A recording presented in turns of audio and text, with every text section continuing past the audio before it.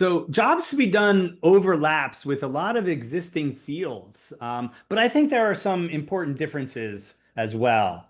One of those fields is user research. And if you come from the field of user research, jobs to be done should sound really, really familiar to you.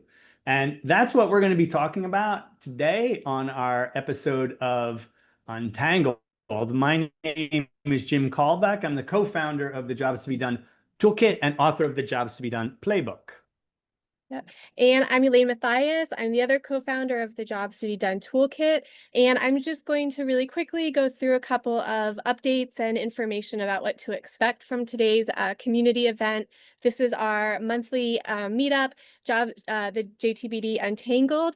And for those of you joining us for the first time, it takes place on the last Tuesday of every month at 12 p.m. Eastern. We have a great mix every month, including today, of both familiar faces and new attendees. And I just think it's wonderful to have such an engaged community that keeps coming back to continue these conversations and share your experiences about jobs to be done.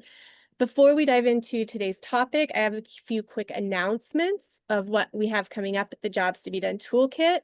We're here as a resource for jobs to be done, offering workshops, mini courses, and different ways that you can work and collaborate with us to put the Jobs to be Done framework into action in your everyday work. We have our popular Applying the Core Process mini course coming up in September. It runs over 3 days for 2 hours each. So it's Monday, Wednesday, and Friday from 11 to 1 p.m. Eastern on the East Coast. But, we try to time it so that it's available to folks on the West Coast, to the folks in Europe. And it's just a very hands-on interactive mini course where we go through a complete overview of our approach to the Jobs to be Done core process and help you understand how it can unfold to frame the problems that you're dealing with in your work. We And also we have, have a code. yeah, Yeah, well, that's yeah. new, right? So if you've been here before, we got a code. You save 20% off that course. Yeah, Amazing. yes, that's a great rate. So we would love to have a good group of folks in there. If you're interested in jobs to be done, if you want to accelerate the implementation of jobs to be done in your work, this is a great way to do it. It's super hands-on, lots of activities, lots of discussion, and usually a great group of folks. So we like that. Yeah. If you're not so sure about taking the mini course, we also have our video learning course, Foundations of Jobs to be Done.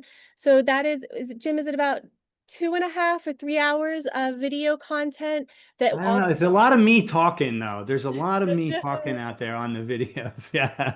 I think it's 2.5 hours. Yeah. but we walk through all the definitions, we walk through how to apply the concepts in your work, and it's just a really good overview of jobs to be done if you want something that gives you the breadth of the entire process really quickly.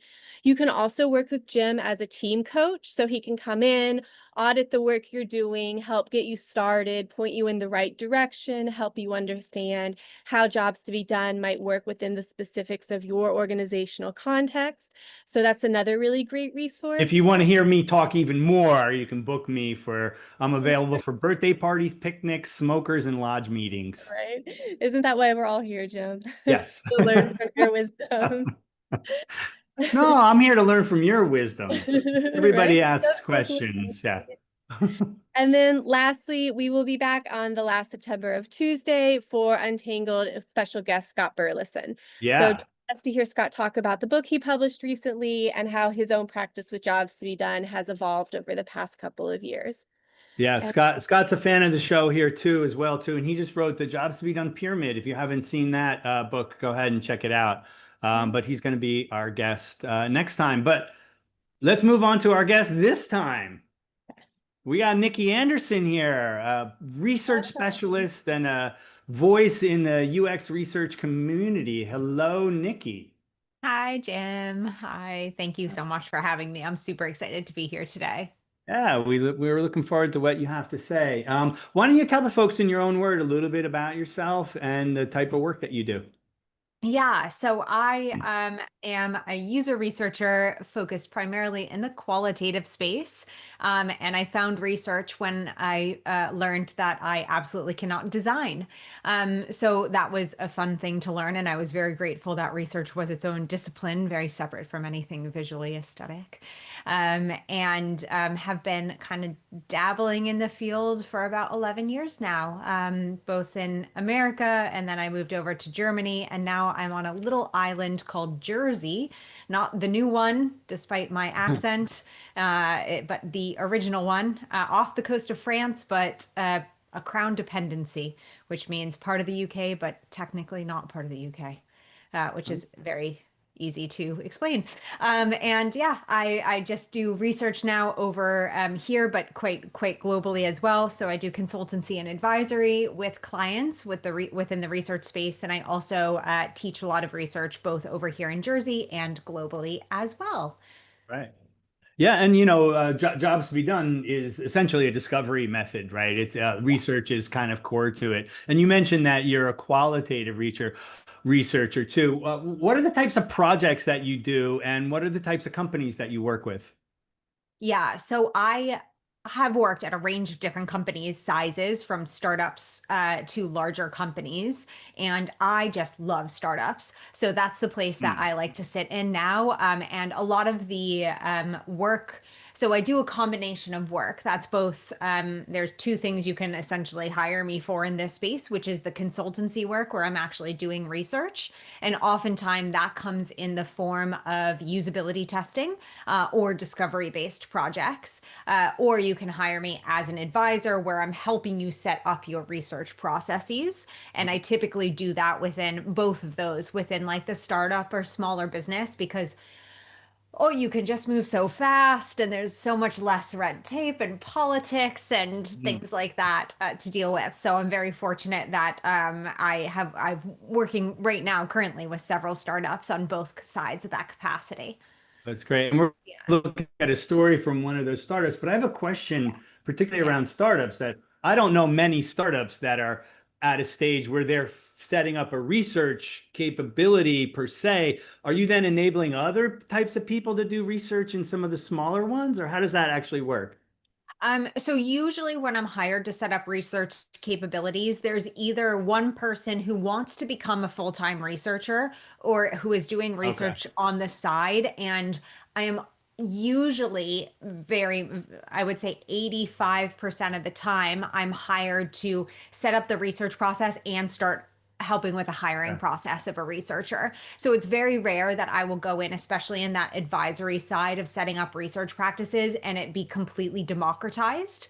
Yeah. It's usually one person who's like, I want to become this function and I'm moving out of design or out of product management, or we're going to hire somebody, and I'm often helping them with the hiring process thereafter. Gotcha.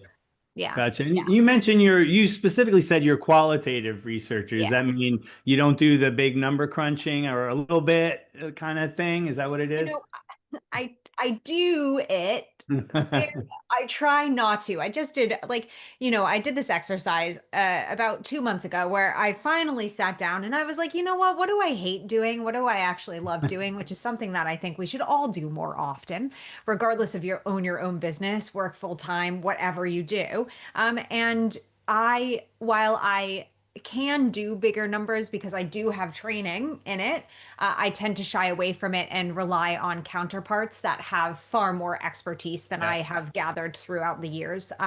So I try and rely heavily. Like I was meeting with one of my clients today, and I met with our data analytics team, which is one person. Gotta love startups. So we were talking about how we can incorporate more of that like larger number base into our qual research. Right. Okay. That's great. And you mentioned earlier discovery type research. What do you understand when that's a big fuzzy term, right? Discovery type research. What do you understand under that term and how do you go about doing it? So, whenever I think about discovery research, I think about understanding humans' minds Hmm. in mental models rather than the evaluation of something.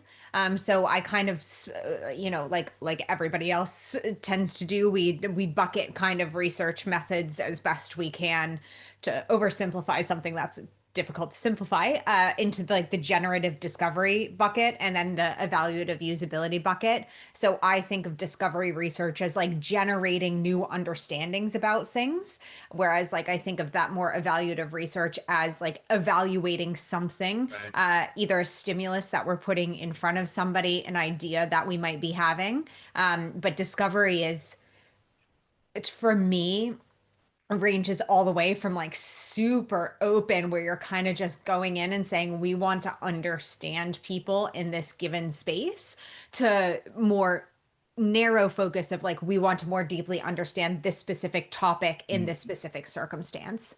Right. And what techniques are you relying on? Is that mostly interviews and observations, or what is your kind of approach to that type of discovery? I'm a huge fan of interviews. I mean, like we have these things coming out now, like the whole like capability of AI moderated interviews, which I'm Yeah. happy to talk about, as well. But I typically rely on one-on-one interviews, or as you mentioned, the contextual inquiry, or something like diary studies as well. I kind of put diary studies in that generative side of things, unless the diary study is very evaluative focused. So that's a, like, as we love to say, an it depends moment.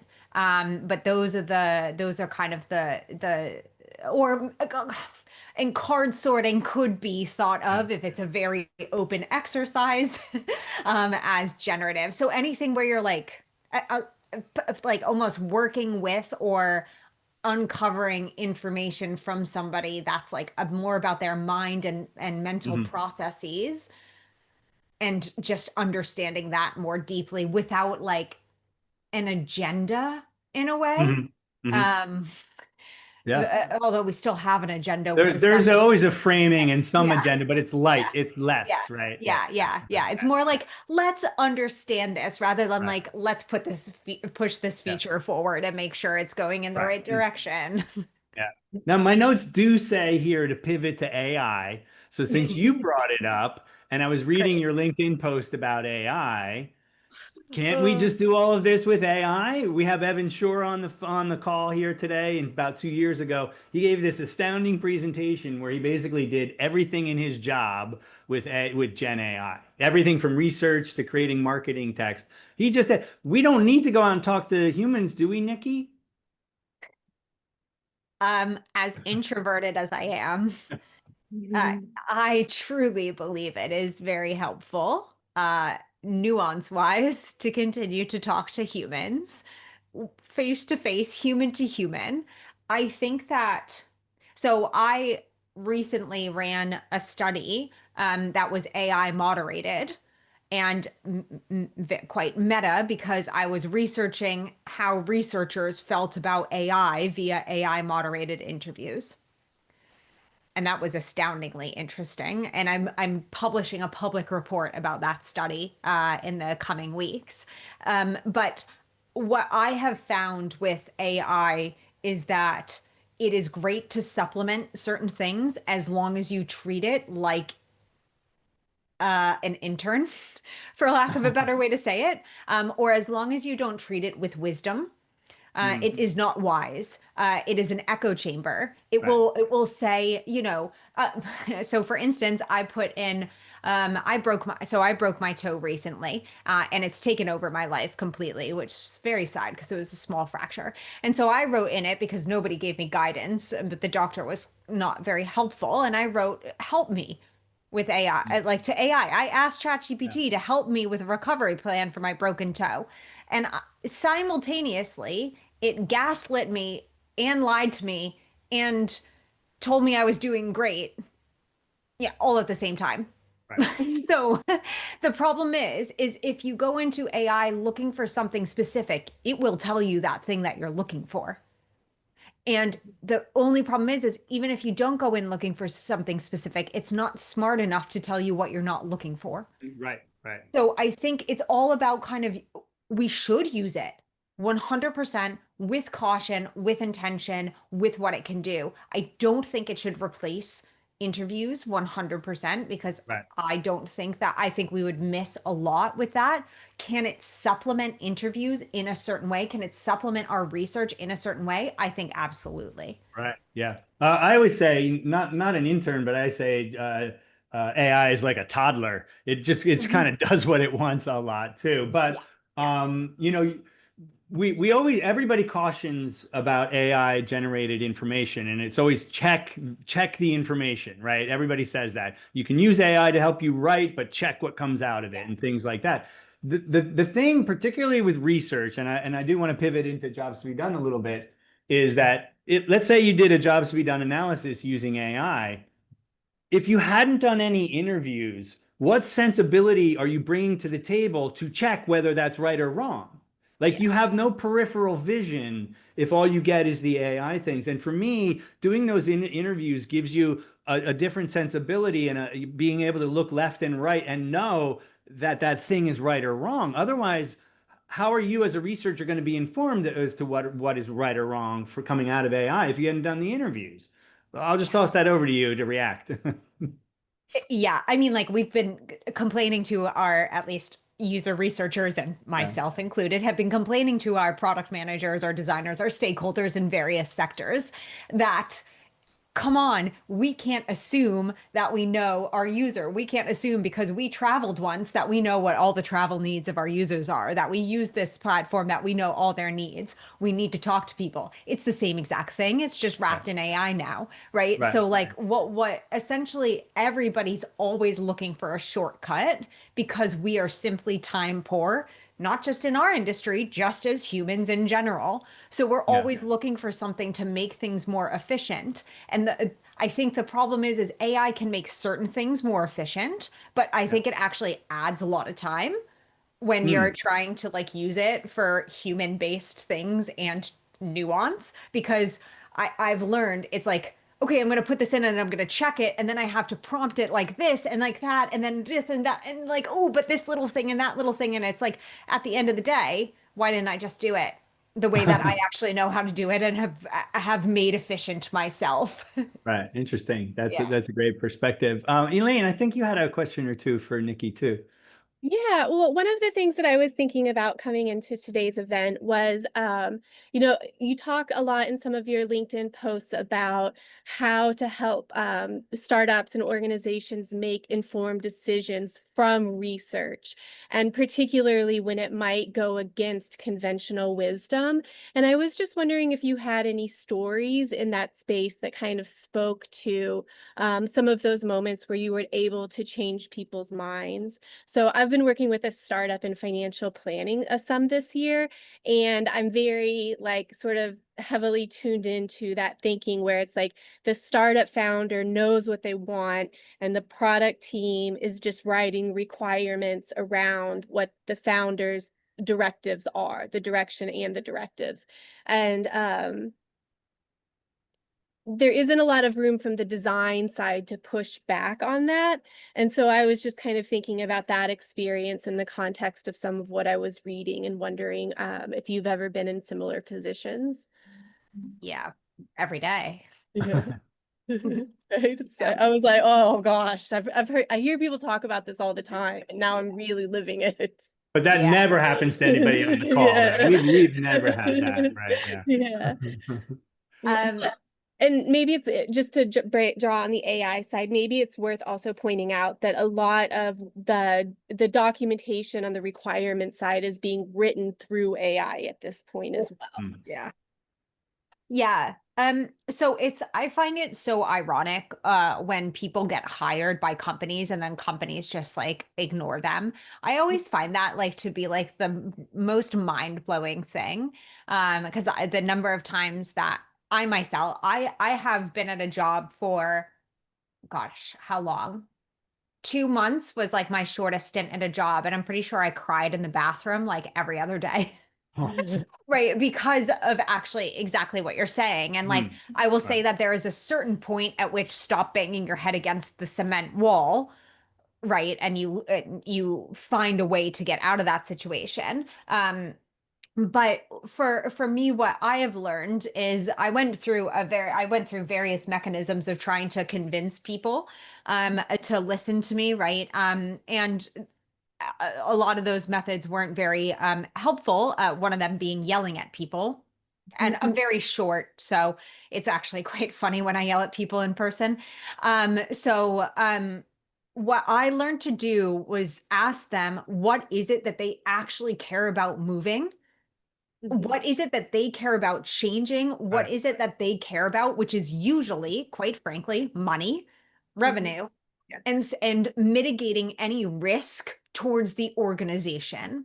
Whatever flavor that risk comes in, normally it is always tied back to some sort of revenue-based metric. So what I really try and do is understand what those people who don't seem to care actually do care about, and try to see what can I do to impact the things that they do care about, to impact the metrics that they do care about. Now, unfortunately, like most things, research is a lagging indicator. It's never going to be a leading indicator. So like our results lag. We won't know right away what our results lead to. It would be, quite frankly, honestly, amazing if they could, but we still need to take into account, okay, what are the things that people care about? And then how do we pitch these things to the people who do care about them in a way Yeah. that sounds compelling? And unfortunately, like this is still the point where I feel like we shouldn't have to convince people, but we still kind of do have to push them. And it's like, okay, what is the risk that you're mitigating by doing said thing? Mhm. And honestly, that's when I'm kind of like, I have pointed out the risk if you don't do this research, let's say, and the ROI if you do it. It's in your court. The ball's there. It's in your court to decide to do something with it or not. That, like, to what extent also do you want to put yourself in a position where you're constantly sitting there being like, please listen, please listen, please listen? Yeah. Gotcha. With the startup that I've been working at, I kind of discovered that if I was a little bit more patient, a lot of the issues that I foresaw being an issue kind of worked themselves out during the delivery pipeline. And so in this instance, I was working with a product manager who would just kind of cut everything. Like you would build out the wireframes based on the requirements that they give you. And then the whole activity was just like taking everything out from what they saw. And in some instances, it was pieces of information that I thought were really important because they might point to potential errors down the road that wouldn't be known unless you looked in other databases or other parts of the system. And that was as we continued to collect feedback from other stakeholders in this instance. Some of those issues that I thought were kind of problematic in the beginning became louder as the work went on. Yeah. I hugely recommend, if you're struggling with this, keeping a log of issues that are coming up, because like Yeah. unfortunately, it's like quite ironic that like people are like, well, do research faster. And they're like, you only spoke to 5 people. And it's like, well, you wanted the report in 2 days. So like, what do Yeah. sorry, I'm not a magical person. But like, so I would say keep that log, and continue to like gather feedback. And the second thing is always, whenever you can, triangulating that data, because unfortunately, still, even though sample sizes in qualitative research are lower, people still want, like, because it's fear-based. Yeah. Like we're all scared of messing up. And so if you can understand that it's coming from a fear of messing up, doing poorly, getting Mm. fired, whatever it might be, then you can start to say, oh, I understand that fear. How can I like bolster this up with other Yeah. data that helps support whatever sample size we might have had, or like whatever it is that you're scared of the decision being? Yeah. That's great advice. I want to pivot over to jobs to be done a little bit, Yeah. and you got a nice case study. But before we do that, Wolfram asked the question I think would be great to talk about now. Wolfram, do you want to ask Nikki your question? Yeah, sure. So hi, Nikki. Nice to meet you. Hi. I'm just curious on your approach or opinion. So how do you deal with the situation when the feature is already being developed, and it's not really clear yet at the beginning, or it turns out during the development what problem are we actually solving? So which needs are we addressing? And oh, not so sure with just think it's a good feature. I don't know. So Yeah. Yeah, that happens all the time. that's why. I mean, like the problem is like companies these days I mean, maybe we're moving away from it a little bit, but there's still a lot of like feature factory mentality of like, we got to get this out, we got to do this, we got to put AI into our product without really like understanding what it is we are trying to solve. If things are continuously being developed without the proper understanding first of what the need is, what I would recommend or try to do is doing your best to get ahead as much of as possible of the things that are going to be developed on the roadmap if you have access to that. And if you know, I know that that can be something that you might not be sure of. But if you do have a basic understanding of this or can talk to your team about it, you might not have time to do user research, like in the sense of sitting down, evaluating usability tests, or doing anything like that. But what secondary research can you give them? What research can you pull from data analytics? Can you work with the data analytics team to pull anything? Can you work through like I don't know if you're B2C or B2B, but any sort of customer reviews, customer support tickets. If you're B2B, talking to the account management team to see if there's anything surrounding the topic of the feature so that you can kind of pull some data to like get them to start thinking about, oh, based on like what we know now, what is it that we're actually trying to achieve? And like trying to like because, like, the last thing that you want to do, and this is something that I tried to do, which failed miserably, is try to stop them. Because the second you become a bottleneck to anything, everybody hates you. Mm. And nobody ever wants to pull you into anything because you're the person that said, no, don't do this. It's not a good idea, even if you're right. So, like, what can you do to actually support Mhm. development and maybe say, hey, I pulled this data. I know this feature is getting done, but here's maybe another angle that we could look at it to continue to develop it in a great and better way. So I would try and do that and also make sure that afterwards there's some sort of success metrics attached to the project. So like, are we going to look at usage data in a month and see if people have actually used it? Are we going to Mhm. look at like how that feature is performing and try and assign that? And I know that it's not your job to like follow up on that, but it could give you an ability to say, hey, we had this success metric of a feature, this feature adoption, and of 60% of our customers adopting this feature, only 20 did. I believe it's because we weren't able to do as much research up front. Maybe next time we can do some research and just keep on like doing that kind of process. I know it feels minimal. I know it feels annoying, but that's the way you kind of like slowly dig into it. If that, I hope that that was Persistence, helpful. Yeah, yeah, persistence, one brick at a time. yeah. Yeah, that's great advice, Nikki. I wanted to pivot over to jobs to be done and ask you when you became aware of jobs to be done and what role it plays in this work that you just described Yeah. to us. Oh gosh, I became aware of it 2017, 2018. And it was so terrible because I got asked to do it. Oh. It didn't come into my, it wasn't like, what a cool thing. Somebody asked me to do it because it was like, what a cool, like somebody in the product management, one of the PMs was like, we have to do jobs to be done because everybody's doing it. And I literally was like, uh-oh, I don't know. I don't know what this is. And I went through that whole phase of reading every single book, like the Coffee Meets Kale or whatever, the original Jobs Yeah. to be Done books by, gosh, Clayton Christensen, Clayton yeah. Mm. Christensen, whatever else there was, and I hated it. You hated jobs to be done. Yeah, because I didn't understand it. Okay, right. Yeah, it got really confusing around that period of time, which is one of the reasons I wrote my book was to help people sort that out. I know when I got your book, I was like, I'm fine now. But before I got your book, I was like, I'm Yeah, absolutely screwed. And yeah, I sat there and I don't know how many times I wrote on a whiteboard and erased the whiteboard. I wrote on the whiteboard and erased yeah, the whiteboard because I just could not figure out how to do it because yeah, everything felt so abstract. yeah. And I was like, what am I even trying to accomplish here? Right. But everybody was just like, let's figure out, like my product manager was like, let's Yeah. figure out the jobs. And I was like, Okay. what? So that's how I learned about jobs to be done.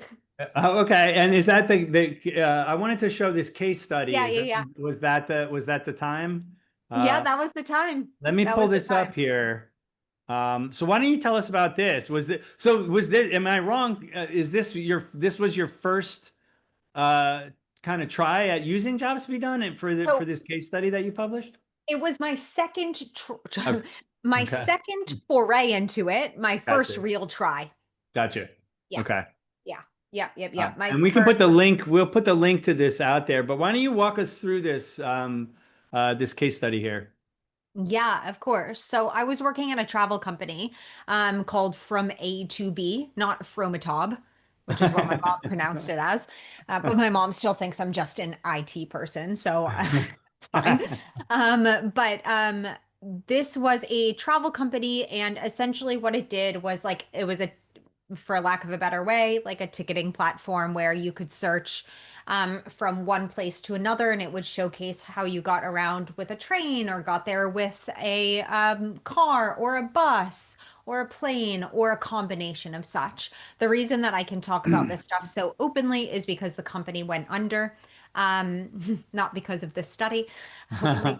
It's all available information. And so essentially what happened is, yeah, my product manager and my manager came to me saying that they wanted to like kind of understand more deeply the jobs that were being done from our customers or by our customers. And what I actually like to say is that we didn't understand anything that anybody was truly doing Mhm. and why they were doing it. So that's actually why I feel like jobs to be done was a really great method for us and Mhm. framework for us because it really looked into needs, and we did not deeply understand the needs Right. of our people in the slightest. Right. Yeah. Um, that's great. So, is there anything here about how the project ran that you want to share with us? How did it unfold? Yeah, yeah, I'm more than happy to do that. So, what I did is when we sat down, as you do generally speaking, we could not understand everybody. It would be Hmm. great if we could understand everybody. So what we kind of had to like understand first was, okay, what is it? Who are we actually talking to? And who is it that we need to like kind of segment down into? So I recommend, if you're doing jobs to be done, to like segment a little bit because we can't look at everybody booking travel and the entire process of travel because that would be way too Right. much, at least at one time. So we were looking specifically at leisure travel. So funsies travel, not travel where you're going to go to work or see people that you Mhm. don't want to. And we focused on non-families. So this was couples or solo trips, and we Mhm. focused primarily on booking an actual trip. Right. We did not have any control uh, after they booked the trip necessarily, which we should have probably done a little bit more in. But we were not like the airline, so we couldn't do that much after they booked. But essentially, what we did is my manager and product manager sat me down and said, we want to figure out people's jobs. And I said, shit. Okay, let's do it. And we just started going through, I started brainstorming, how do I actually do this? What are the actual methods that go into this? And what is the information that I'm actually looking to get out of people? And that's kind of where it started off. Okay. That's Yeah. great. And then you Yeah. ended up with some need statements. I see minimize and maximize. Yes. You also looked at the four forces diagram? Oh, yes. I looked at a lot of stuff. There was a Yeah. switch timeline involved at some Uh-huh. point. I Hmm. think it was there, which I don't know why I did. honestly, I don't know why I did the switch timeline. And I don't know necessarily why I did the four forces diagram, because those to me, in the end, weren't very helpful. Mhm. Because we were really looking at the process that Yep. people went through rather than like push and pull. So I would recommend, the problem is there's a lot that's thrown at you, I feel like can be thrown at you with jobs to be done, especially Yeah. deliverables, and stakeholders love deliverables. So I would just get really clear on like what are the actual Right. deliverables that are helpful for your stakeholders making decisions. Gotcha. That's good. That's good advice there. Yeah. And those actual those those things that were actually helpful were like more along the lines of the personas and the journey maps. Okay. Yeah. Yeah, I see you had some journey map outcomes and Yeah. personas as well too. Yeah. Yeah. Okay. Yeah. That's Um great. yeah, yeah. And I would say everything, when I went into it, everything jobs to be done felt so big and out of scope. So wherever you can Hmm. within your scope or within your project, try your best to like narrow, narrow, narrow, because the thing is you can always go into a project that's too narrow and open it up more, but to go Interesting. into a project that's too big and then Hmm. retrospectively try to narrow it tends to be more difficult. At least that's what I have found. That's really interesting advice, and it overlaps with the advice that I give as well too. I think, I have a similar-ish background to you, and I've done a lot of facilitation of like workshops and design sprints, and I used to go in and say, we're going to blue sky this really large topic to a group of people who have no agency to actually do anything with the sticky notes they just brainstormed. And I actually think that sometimes innovation efforts suffer from being too broad. And that I think innovation can actually happen better when you have a narrow focus, like solo leisure trip, book, and then just the booking process, right? Because that's a whole world to understand, and there's a plenty of places to innovate there as well too. But I think this all speaks to your level of abstraction. How broad or how narrow, do you need to go? And that's one of the first questions, at least in the method that Elaine and I teach in our courses, which you have a 20% discount to learn. No, I'm only kidding. Of is how you need to go. You kind of need to go up and down and get that right size. But I've never heard, but I like your advice. Start smaller because you can always take something off and make it bigger, right? You take the solo traveler off or the leisure travel off, and then you go up, right? That kind Yeah. of thing. Yeah. It's kind of like that whole vibe of like make a 30-minute meeting and end it in 20 minutes rather than make a Mhm. 30-minute meeting and end it in Right, 45. right. Okay. Everybody likes time back, nobody likes to stay Yeah, late, that's right? interesting. Yeah. And like I also hugely agree. So one of the things that came out of this, or one of the things that people wanted out of this, because like when I sat after I heard this is what we wanted to do, I did double take and sit down and ask my PM and manager, like, what is it that you actually want to achieve? Because a lot of times people can prescribe methodologies or frameworks without actually understanding that that's Mm. not the right thing for what they need, and the Right, information that they want to gather. And there right, were there were things that made sense for jobs to be done. Again, as I said, like deeply understanding users' needs, processes, mental models, and identifying a lot of opportunities for where we could improve, or identifying opportunities for innovation. But I right, agree wholeheartedly. I ran earlier on in my career, I did a big study that was so innovation based, but everybody walked out with their head spinning, because it's like the like end of the workshop, you're like, great, and then let's innovate on these big things. And everybody's like, what do we yeah, do now? right, So like to be able to scope innovation down and make it, because like in right, the end, all people are trying to do is do something. People are just trying to do something with the information that you give them. If you give them information that's so abstract and not like actionable, they're going to be right, like, that sounds so cool, but like, where's the ticket? right. Where's Right. the roadmap item? Right. Right. What am I supposed to do with this? And so I have found like innovation doesn't have to be, nor should it be big. Right. Yeah, I agree. Yeah, that's great. Yeah. And then you get this, if it's too broad, then people are like, yeah, my inbox is full, and they check out of what you just talked about because they got specific, again, very specific things to do. I mean, for me personally, that's one of the things I like about the jobs to be done framework. You can go up and down with your level of granularity around, scoping that main job or the focus job, right? But I think once you decide on that, you can then go way down, and some of those need statements get really, really granular and specific. And what that avoids for me is, broad brush stroke kind of statements like, we want to make it easy. Oh yeah. That's one Yeah. of my pet peeves. It's like, yes, Yeah. but what about it specifically is hard right now? We need to minimize the time it takes to do X, right? So you get really specific about what's going to make it easy. And that going down, I think, is where, for me, jobs to be done excels, at least. Yeah. Yeah. And I will say for anybody who's reading through this case study, I truly believe that my need statements were too broad Hmm.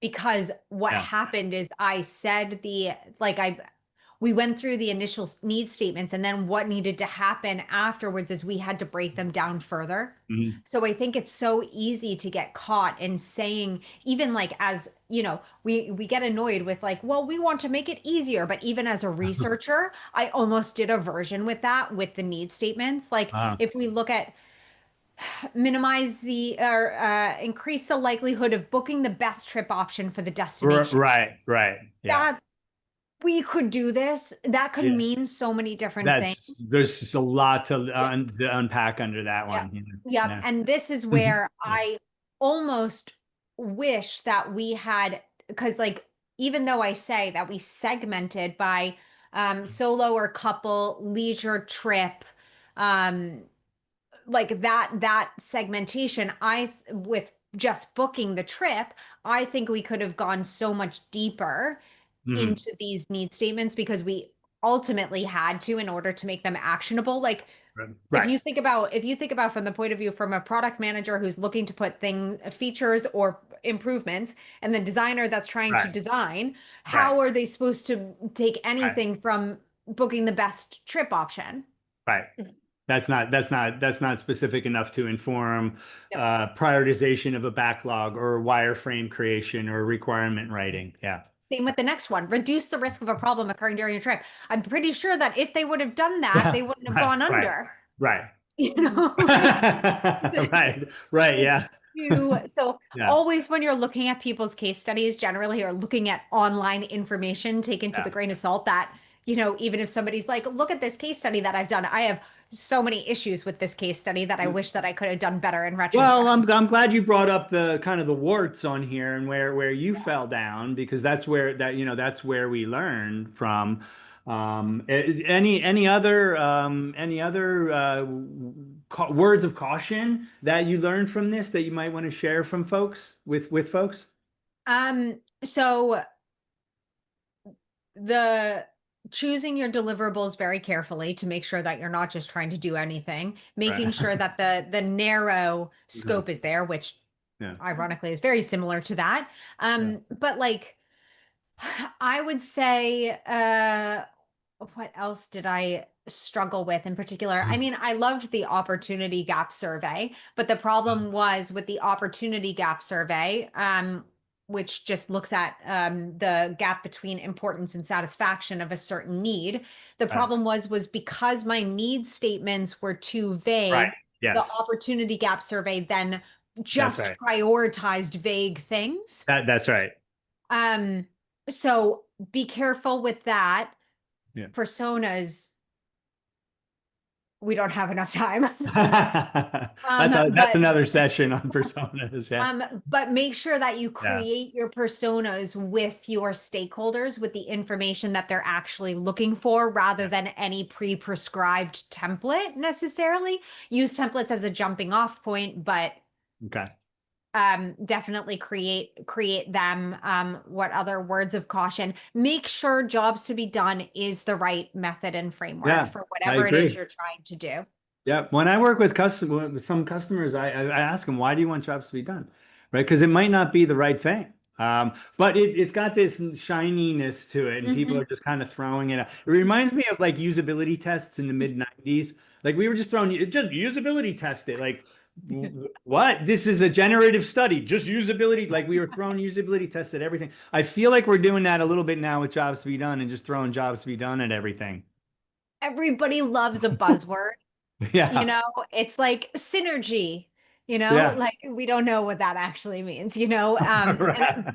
but like I think what happened is like a lot like continuous discovery, for Right. instance, is a huge buzzword. But I Yeah. think what happens is these big concepts come out, and with everything, again, we go back to the shortcuts. People are just trying to understand these big concepts within the context of what can help them do things better, and Yeah. ultimately what can help them get recognition, get promoted, have job security, Yeah. right? And so I think what happens is they get misconstrued, confused. We Yeah. don't have user research generally doesn't have any sort of like playbook, like we don't have courses. Well, we do have Yeah. courses now, but like there's no like standardization, right? And Right. with these Right. buzzwords, everybody's like, well, I saw Spotify do jobs to be done, so we must then We do got to do jobs. it too. It was Yeah. like I remember when like IDEO's design thinking process, or like, oh, what was it, Frog or something like that? There was another one that was like,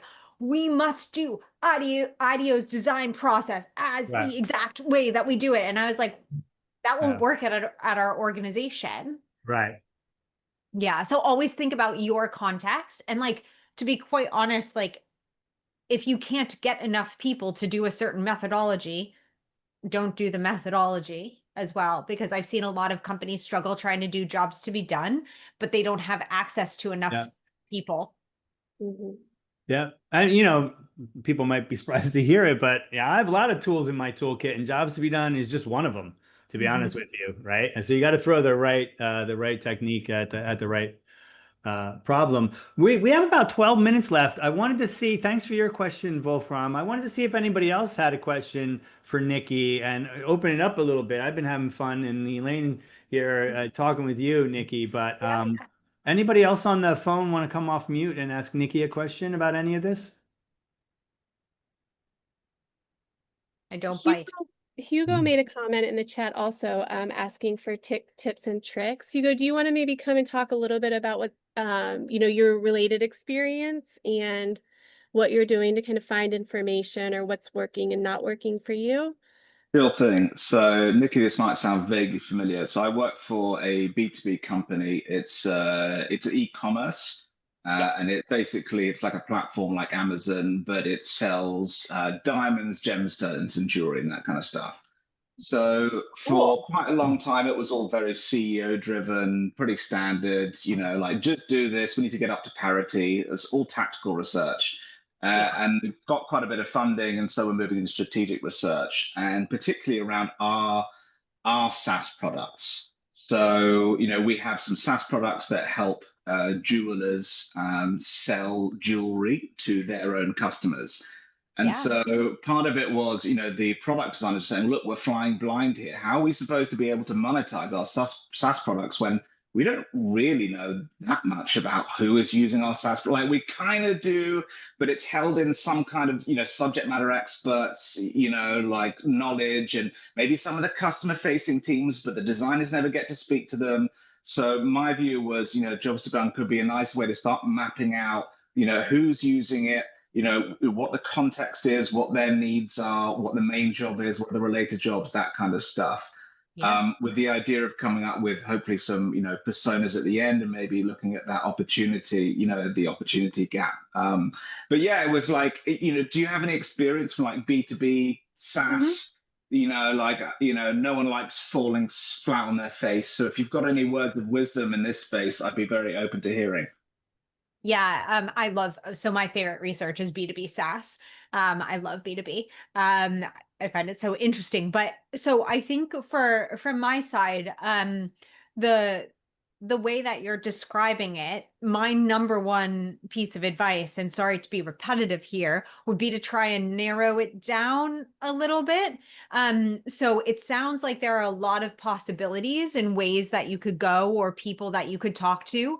And when we say we want to end with personas, we want to end usually with the specific persona that we had in mind that we wanted to talk to in the beginning. If that makes sense.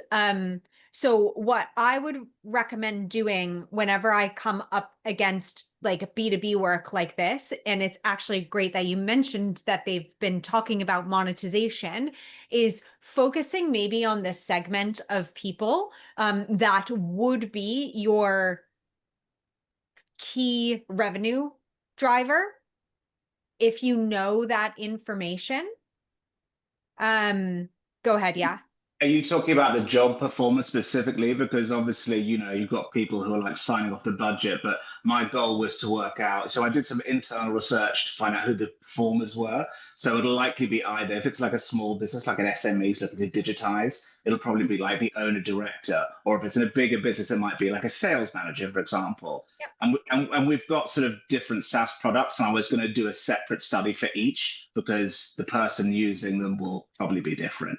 So, because I didn't want it to be like, here's our SaaS user, when there'll be different job performers for each one potentially. Yeah. Yeah. So exactly what you're saying. So segment, so pre-select in a way your job performer if you can. There are times when we can't do that, and that's when I would say sit back with like maybe some quant understanding of who your customers are so that you can segment properly. You might have to do a little bit of qual digging there, secondary research there, but make sure that it's very clear who your exact job performer is that you're going after. And I think focusing on one SaaS product at a time. And if there's don't worry too much about for this like who signs off on the budget for the approval of the product and renewal. If you want to do that, that's like service blueprint style, completely different vibe. Right. But I would go really in the direction of like, okay, we want to talk to this like director or sales manager person at this at either the small or the big. I would even say, let's focus first on the small or the big. I would assume that bigger companies would make your company more revenue. Yes, they would, but a lot of the time we're sort of, well, they have different SaaS products depending on how big the company is, if that makes sense. Yeah. So the big ones will use something that's much more integrated and requires dev work, whereas the smaller ones will like maybe use a Shopify plugin or something like that. So it depends. So yes, but it depends on who the end user is. I would just try and work out then what is the highest revenue driving product / job performer and start there. And you could start, Jim, I don't know if you do this much, but you can start with quant too sometimes to uncover more information from them. Generally, if you know nothing, going into and like triangulate with any sort of usage data that you might have on the platform, because like I don't like going into interviews with absolutely no understanding of who I'm about to talk to, because that makes it very hard to focus on what exactly we should be talking about.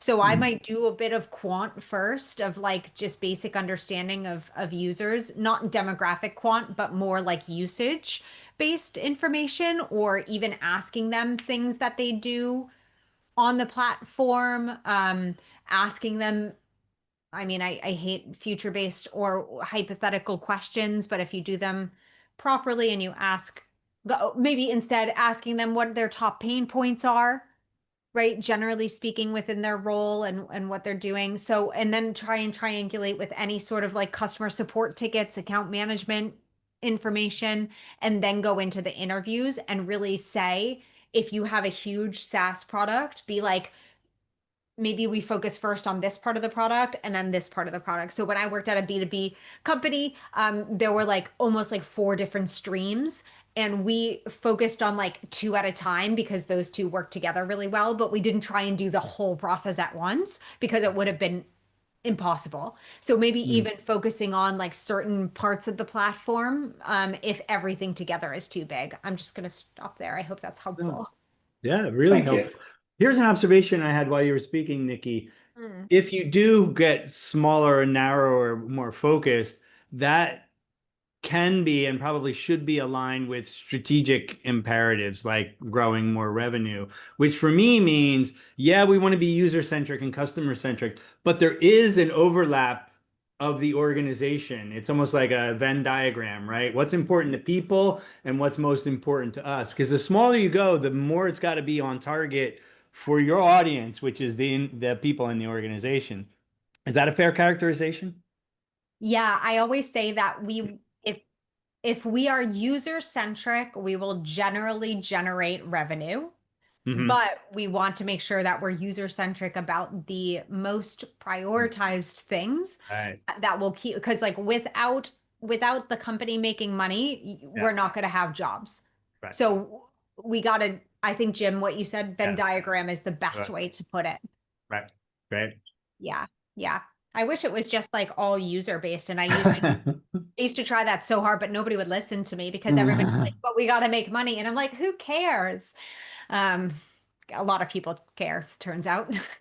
And any other thoughts or questions in the chat, Elaine, or anything that you had for Nikki? We got a couple of minutes, maybe one more question. No, I don't see any other questions coming in. Okay. Is there anything that anybody wants to circle back to before we wrap up today? Hands raised.